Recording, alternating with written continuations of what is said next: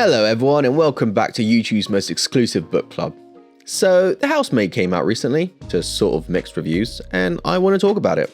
I watched it in the cinemas and honestly, I actually don't think it deserves these poor ratings. I'm not saying it's a masterpiece, but it's not that bad. I enjoyed the movie. I enjoyed it enough to read the book and make this video. That being said, I feel like these psychological thrillers are usually better in book form, no? Like you can see the person's thought processes, their feelings on the matter. And honestly, after reading this book, I was right, as I always am. The book was great in a sort of dark and sinister sort of way. It gave so much depth to all of the characters.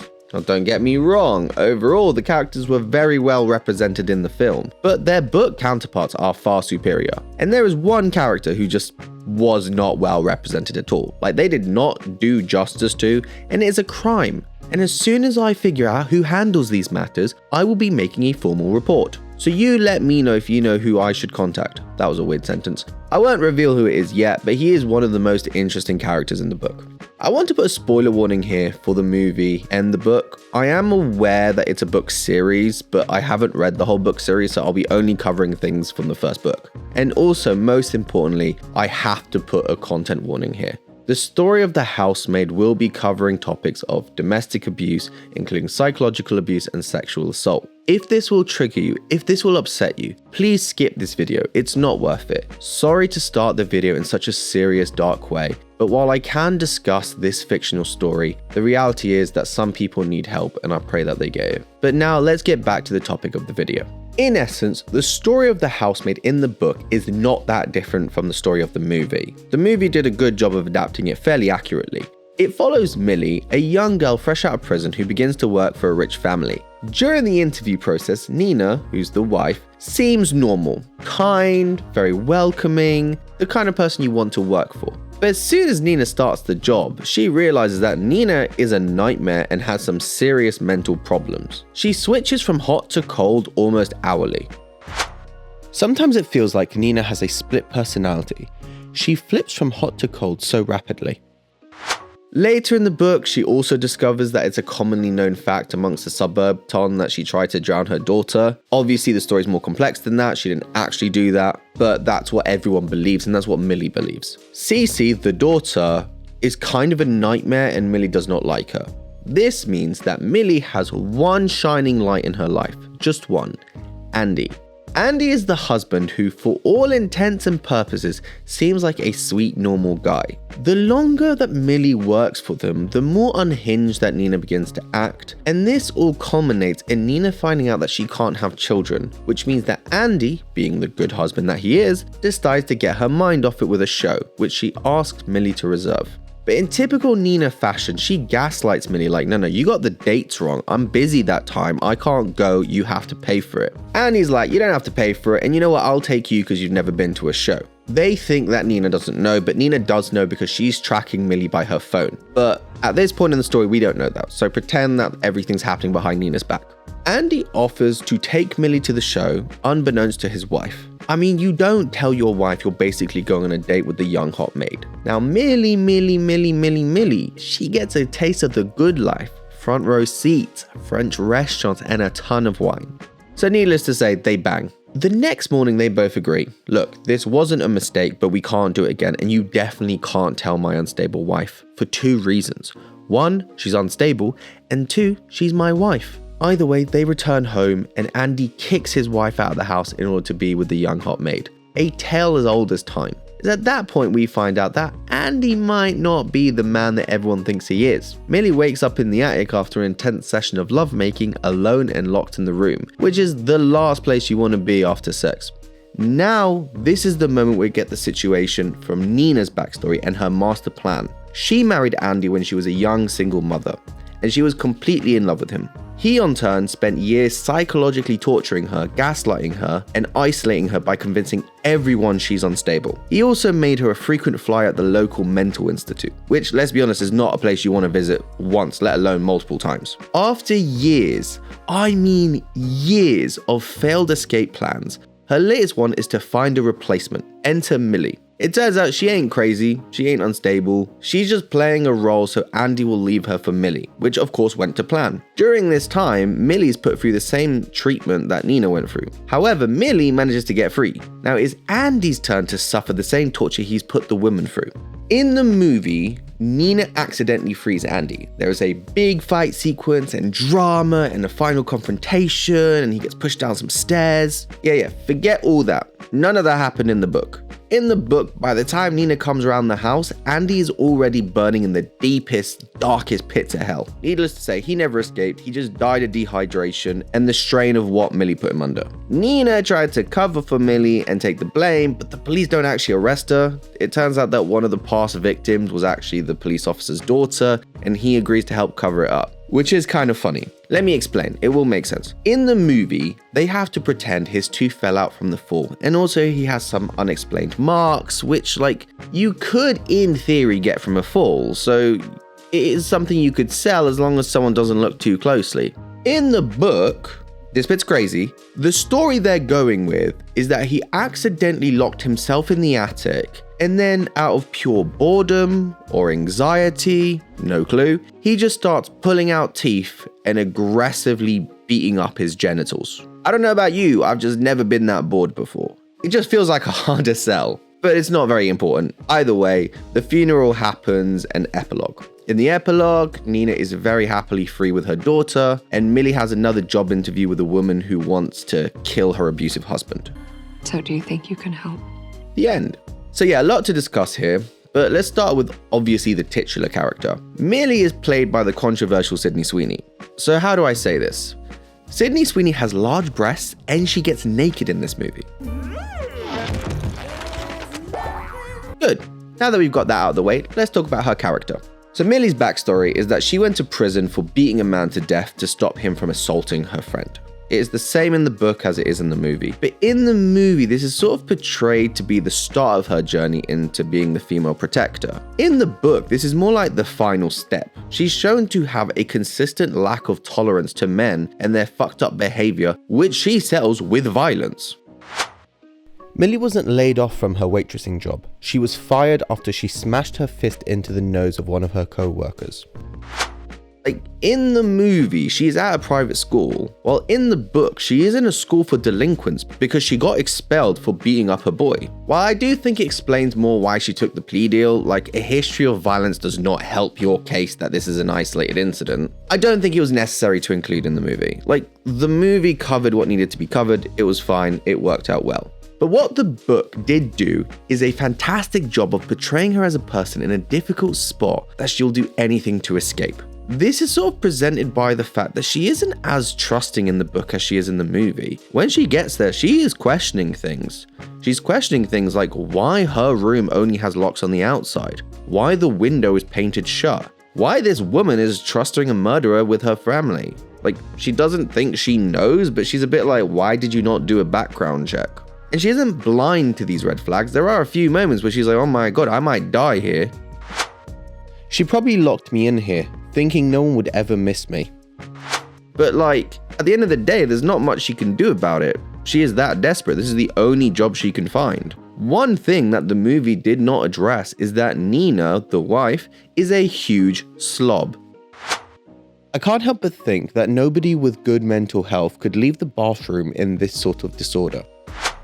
Every morning, Millie wakes up and the house is a disaster. Nina is disgusting. In the movie, the house is a mess when Millie starts, but otherwise it looks like a normal house that needs cleaning most of the time. And I do think that they should have kept the fact that she was really messy because it explains something, but I'll cover that in the Nina section. However, while I do think that the movie portrayed Millie fairly accurately, I think the most significant difference that they missed out in the book is that she can be sort of shallow. In the movie, the idea is presented that her interest is more in Andy, that he's kind to her and that's what she likes, that she loves Andy. I think the book does a far better job of showing that yes, she does love Andy, but she also wants what he represents, an escape from her life. Yes, Andy is kind and attractive. Okay, she thinks he's kind. But there are numerous times where she talks about all the things she wants that he can provide, that she deserves the house, she deserves the man, and that she's younger than Nina, hotter than Nina, and she can provide him with a baby that Nina can't. Moreover, he deserves better than Nina. I could make him happy. I could even give him a baby like he wants.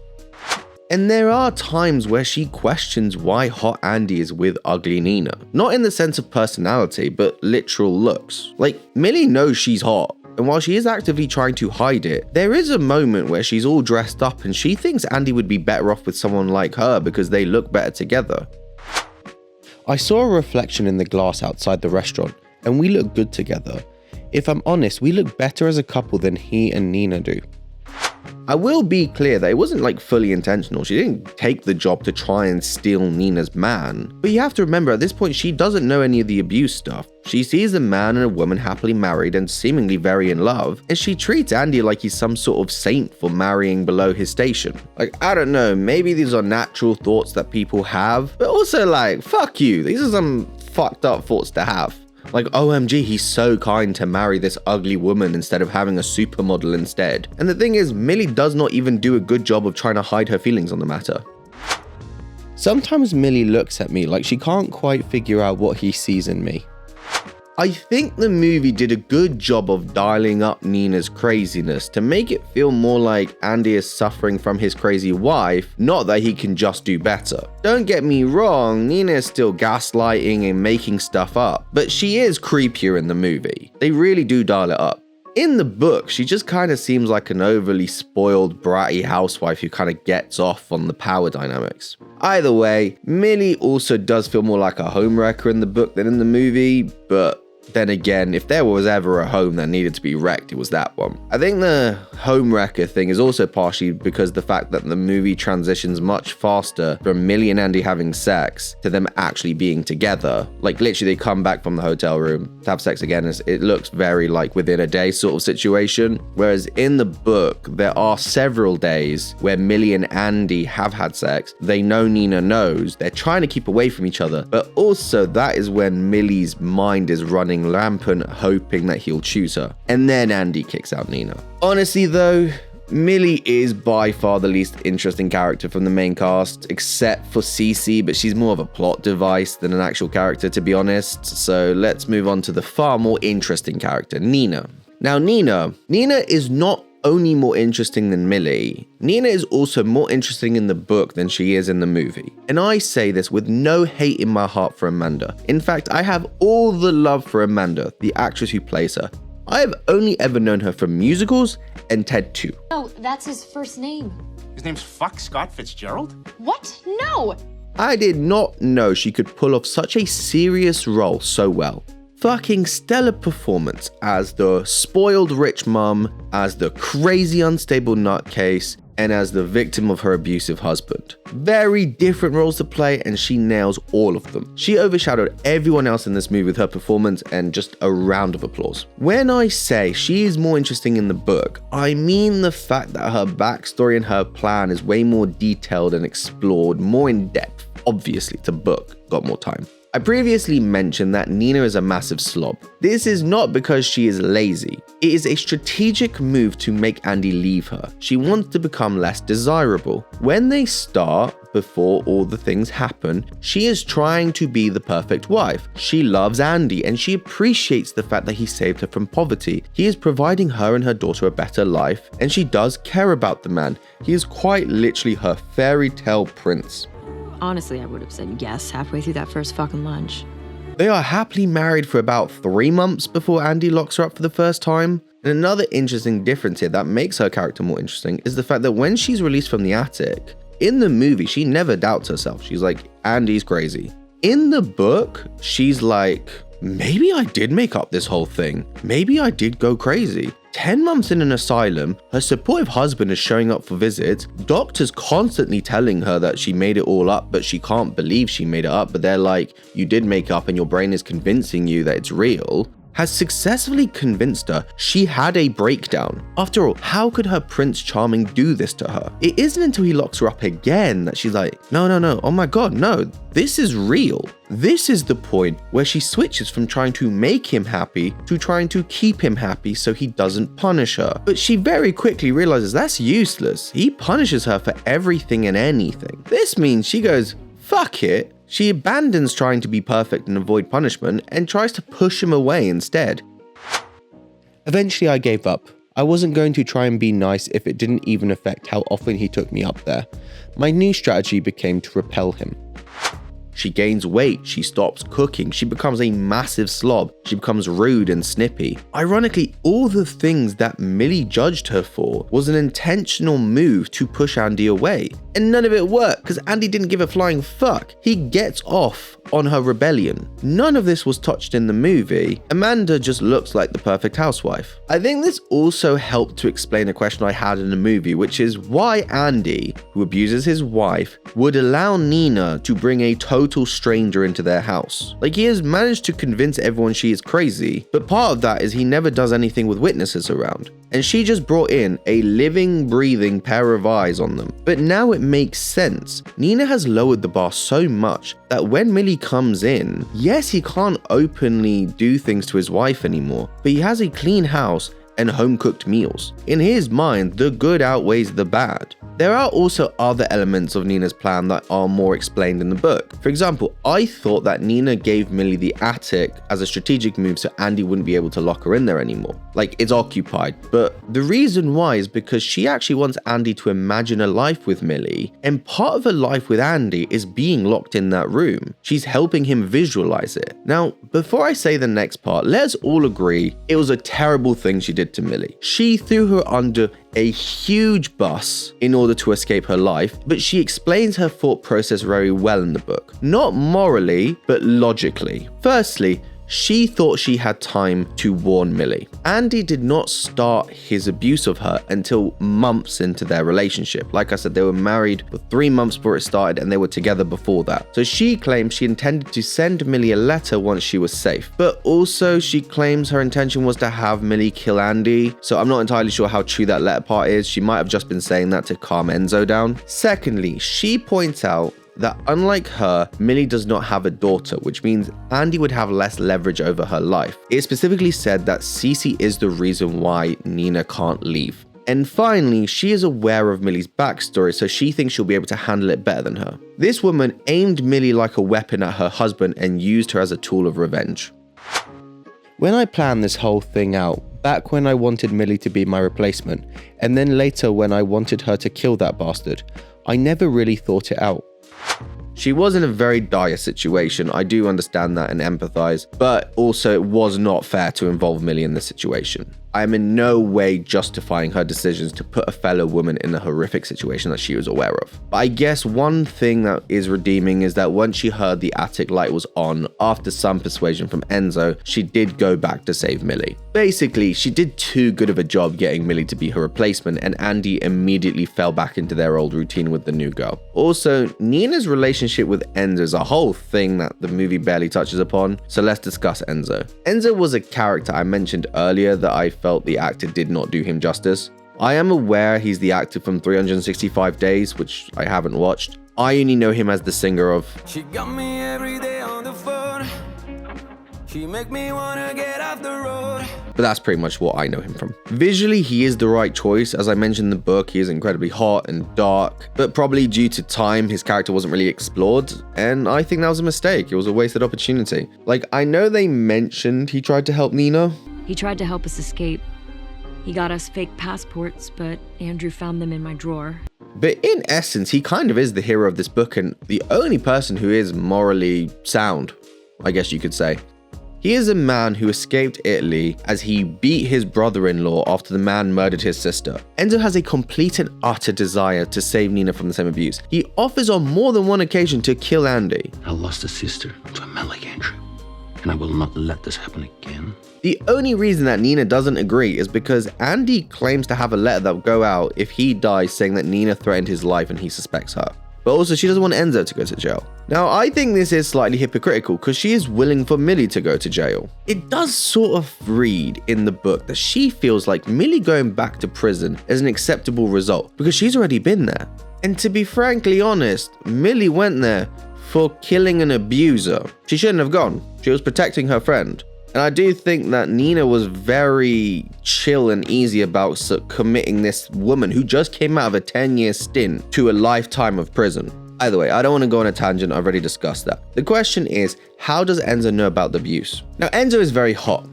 I know I mentioned this before, I'm not man-crushing on the guy, it is actually plot relevant. Hard to believe, but let me explain. Basically, this man gets hit on so much that he starts to pretend to not speak English.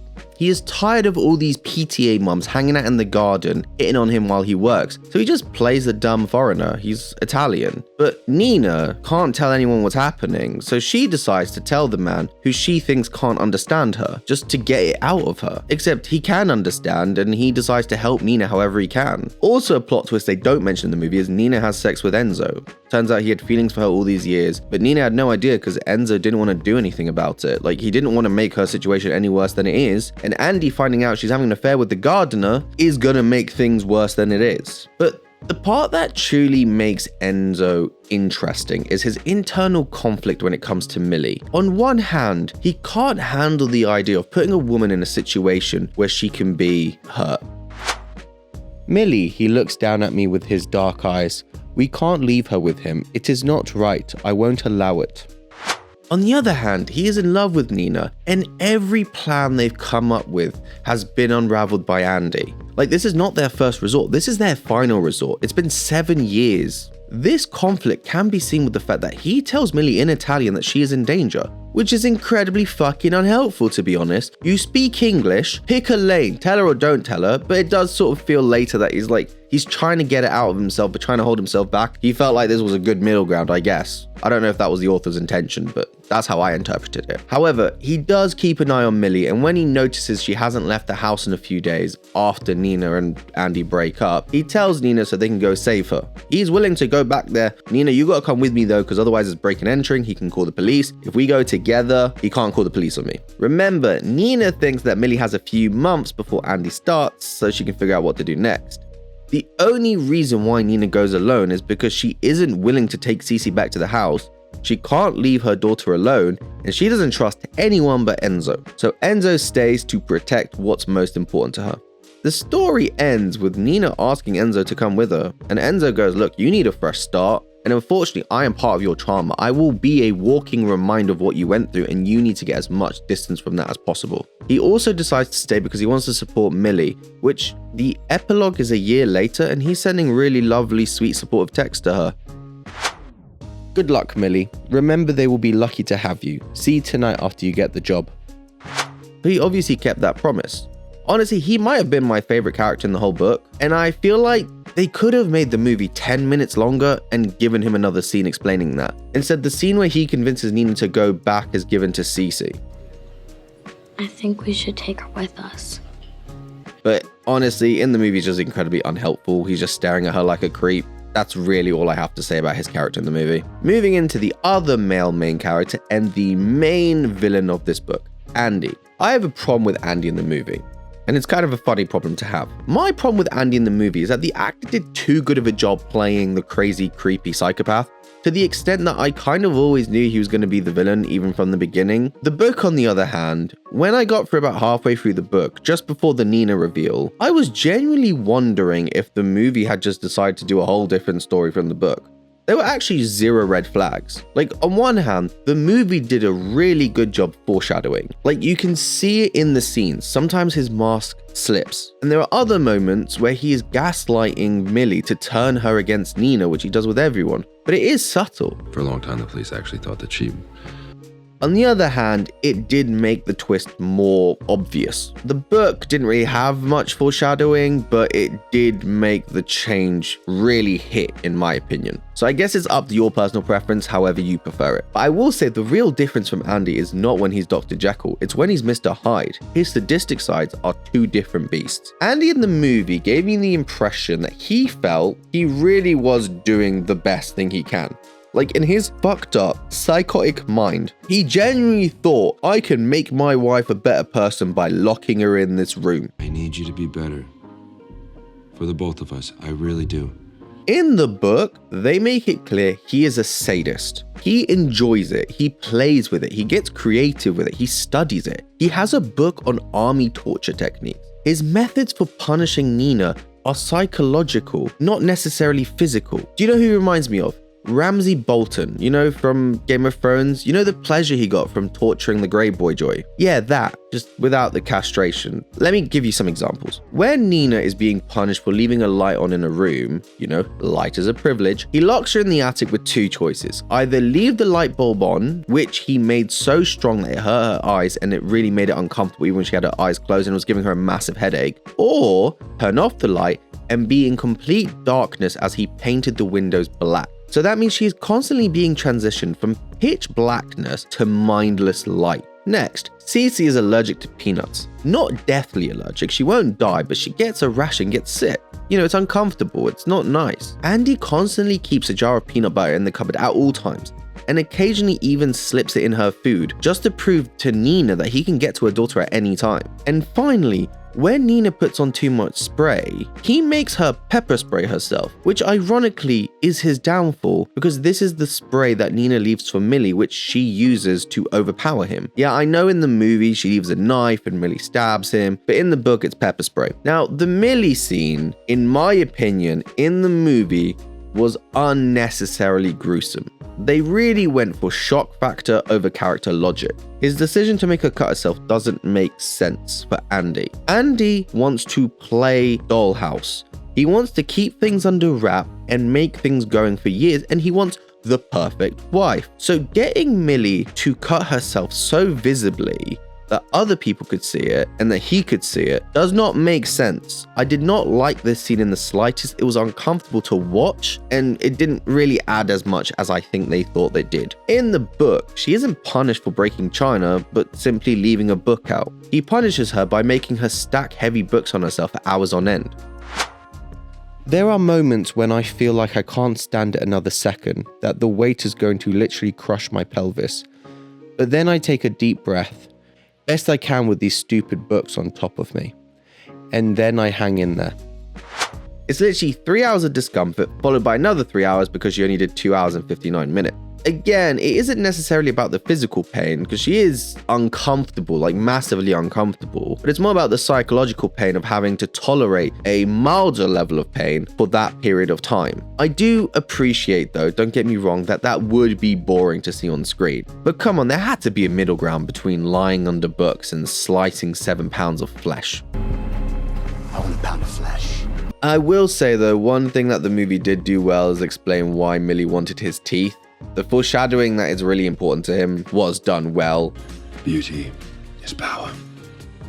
A smile is its sword. In the book, it's just torture and she makes him pull out several. But now the craziest twist of all was the last few lines of the book. Evelyn, Andy's mum, at the funeral was like, look, Nina, I had some of my friends in the police look at the files. And Nina's like, oh, fuck, I'm dead meat. She knows. Evelyn's like, he was missing 4 teeth. That's kind of suspicious. She was like, I always told him he should take better care of his teeth. I guess he didn't learn his lesson when I was pulling out his wisdom teeth with pliers. But no, that's not the crazy bit. The crazy bit is when she goes, I'm glad you taught him a lesson. Now, it is implied in the movie she knows something. Did you know that? But in the book, she just outright says it. And I think this line can be interpreted in 2 ways.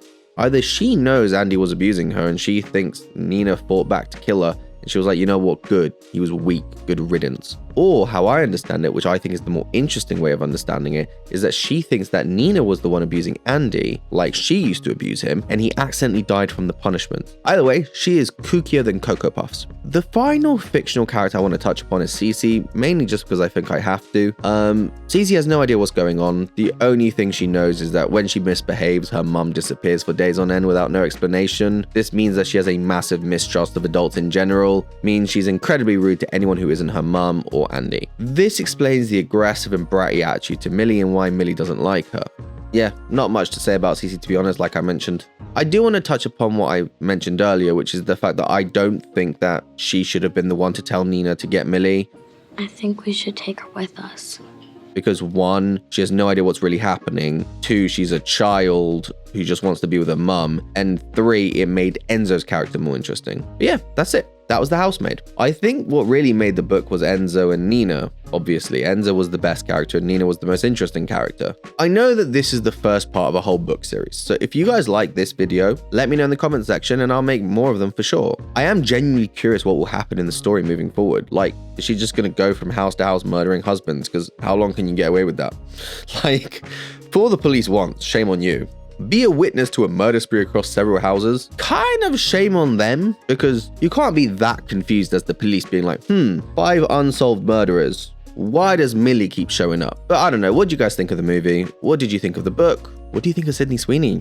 Very controversial, I know this. I don't know a lot about her, to be honest. Apart from her acting career I've seen on Euphoria, I don't really follow celebrity drama. Something about genes, I guess. You want to explain to me in the comment sections what your thoughts are? That'd be super interesting for me.